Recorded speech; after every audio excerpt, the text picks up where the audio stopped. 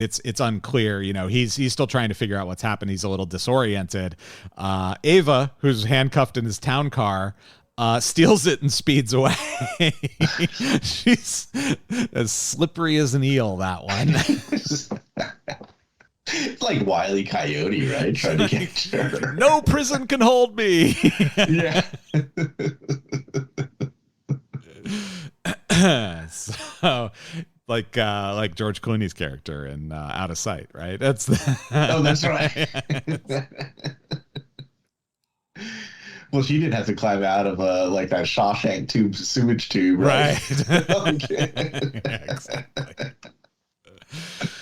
But she speeds away, and we find out a couple days later, Raylan pays a final visit to the office before he heads out to Miami, and we find out that she's still on the run. We don't know where. The expectation is she's not going to get very far, but they're not sure if she has the money or not, so they think she might get a little bit further.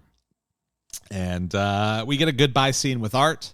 They drink a little bourbon together. Art tells him, hey, look, I told you when you were to come up, when I asked you to come up here, help me get Boyd Crowder. And you did. You got him, and you got him right.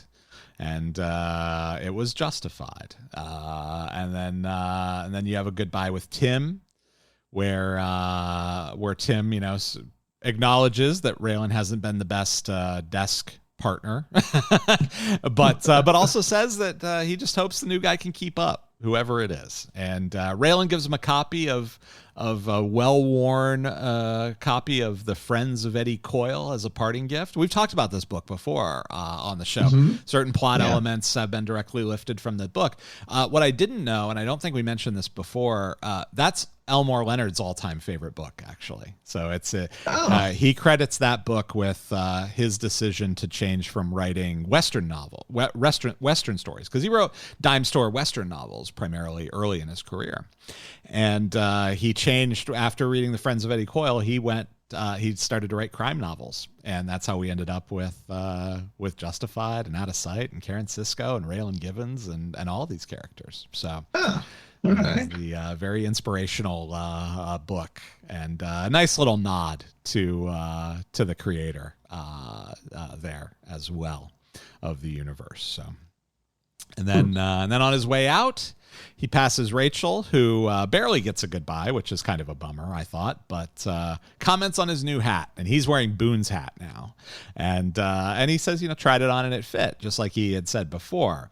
Now, the question I have for you is, did Raylan get his original Stetson off a duty shot?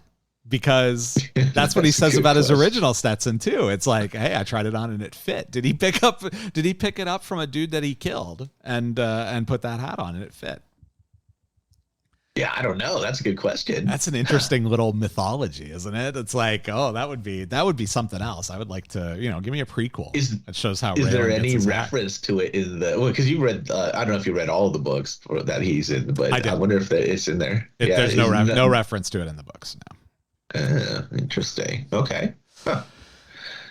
So anyway, from there, sorry, go ahead. I was gonna say that, I wonder. Remember, we were talking about Rachel tried on his hat one time, and I wonder how dirty that hat would, it had to be just gross. Yeah, is there hat maintenance that you have to have, because it still looks pretty clean, right? Yeah. Even with the hole in it, it's very clean. You have to imagine that inside band would just be black, gross. You lay it down on a piece of paper, it's like you left French fries there. That's exactly right. Yep. That's exactly right. Uh-oh, my monitor just went out. Oh, it's back. Okay, good. I kicked something under my desk and my monitor went out, and I'm like, oh no, that's all my notes. But it's back. So I wonder, that, and then I guess he could have had another one made, but those are expensive. The hats can be. Oh yeah, it can be several $100s for a new one to get one made. Yeah, yeah. Well, what did you think of the goodbyes? Because this is the last we see Art, this is the last we see Tim, this is the last we see Rachel. I thought Tim had the best of the three. Art's was fine, was okay, but I think Rachel really got shortchanged. Yeah, and Nelson, he was on brand. True. The good I forgot the Nelson piece too. Yeah, he's there too. Yeah, yeah. I thought it was okay. Yeah. Yeah, I that was mean, okay. it's I don't think like you can't really draw out something like that, right? That doesn't seem like Raylan or his personality or any of the other people in the office, really. True. Like, oh, Yeah, they weren't have friends a cake really. and a Yeah. goodbye, and They were very much coworkers and not friends. That's absolutely true. yeah, yeah. So. All right. Well, then we get into the what I consider to be sort of the second episode of this episode, which is we get a flash on the screen that says 4 years later, and so we fast forward 4 years. We've got Raylan. He's down in Miami. He's still wearing the Boon hat. We see him with his daughter, who's now roughly like 5 years old.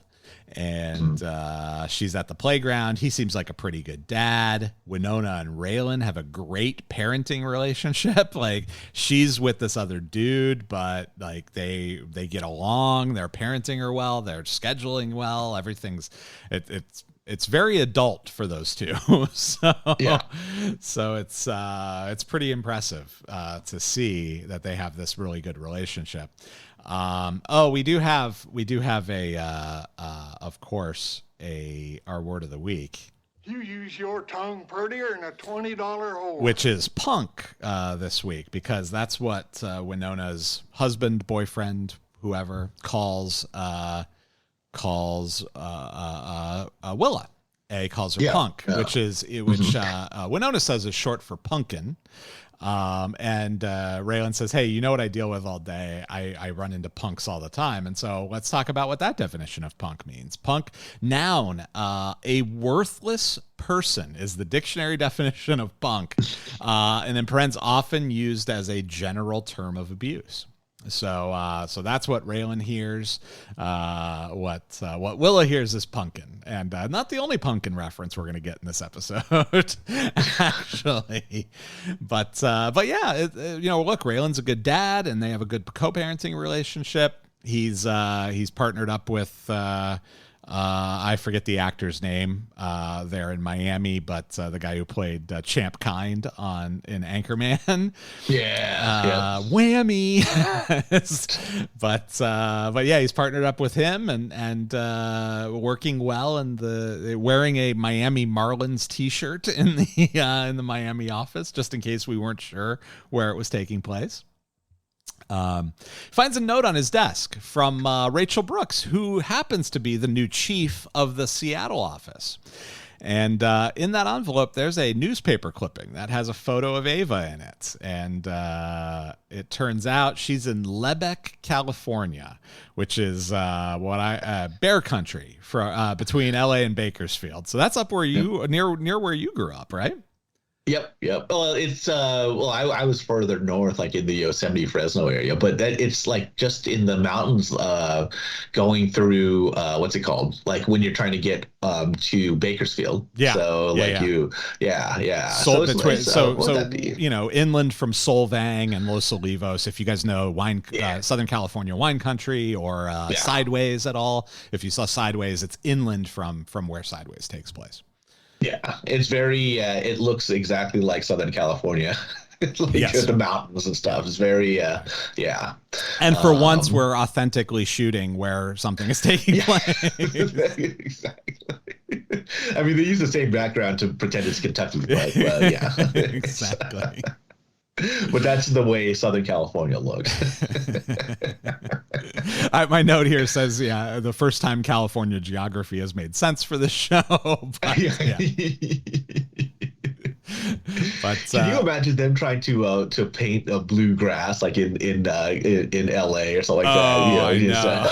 It's like it's somebody like I don't know who would David Lynch out there, like, it's got to be bluer. we need it bluer.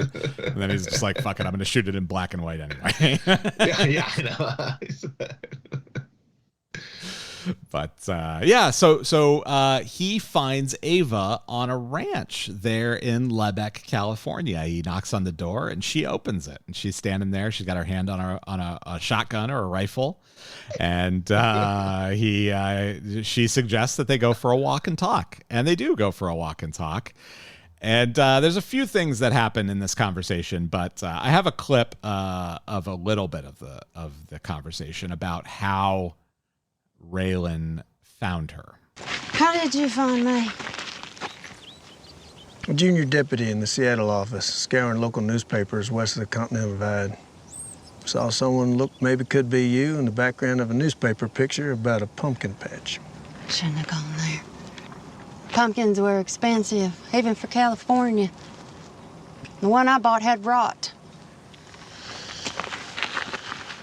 How you making ends meet? Cutting hair? I thought you'd be looking for that, so no, I haven't held scissors and a comb in my hand since I left Harlan. Connie, the lady that owns the parcel, she uses horses to work with special needs kids. I help with that, mostly hand out helmets, do some sidewalking. I look after the big house, muck and feed when she's not around, and I work at the school in town, and I volunteer at the church sometimes. You trying to talk me out of taking you in, or are you shooting straight for sainthood? You gonna take me in? You ran on me, Ava. 3 times, once at gunpoint. It's not like you find me here running whores or robbing banks. Every long-time fugitive I've ever run down expects me to congratulate them for not doing what no one's supposed to be doing anyhow. I do love that. Look, I've lived such a good life since I escaped your custody. Surely you aren't going to take me in. Look, I'm rehabilitated. There's nothing you can do to me. I don't need punishment anymore. I've rehabilitated myself. So after that little bit of, oh, sorry, go ahead. Oh, I was gonna say, like when we first started doing this, I came up with that corollary of the Ava Crowder shotgun corollary, yep. And it actually holds through all the way to the end. All the way to the end. Yeah, hair down, watch out. Yeah, watch out. And did they even show the shotgun? Like Raylan just assumed that she had one behind the door, right? Yeah. Okay. And when he calls her out on it, she moves her hand because it's clear that that's absolutely what she had there. Yeah. Which, by the way, is the proper response to any time you have to answer the door. Well, yeah, the only thing she did wrong was open it. Yeah, exactly. But so there you go. I established a new whatever you want to call it. Hair threat theory corollary. Yes, I love it. Yes. I love her Goodfellas moment here because at the end of Goodfellas you get I ordered the spaghetti with marinara when I first got here, and I got egg noodles and ketchup. And she's like, the pumpkin was expensive and it had rot. That's right. It's her egg noodles and ketchup moment as she's living in witness protection, essentially. In Southern California. She should have asked for the avocado. That's right. Avocados. Or almonds. Or almonds. So eventually, she, after that conversation, she then says, hey, I want to show you something. And she takes him to a shed on the property where apparently she's chained up a small child who is a chubby little kid that apparently belongs to her. And Raylan says what I think is one of the stupidest lines in the entire series, where he goes, of course, we were looking for a woman, not a pregnant woman.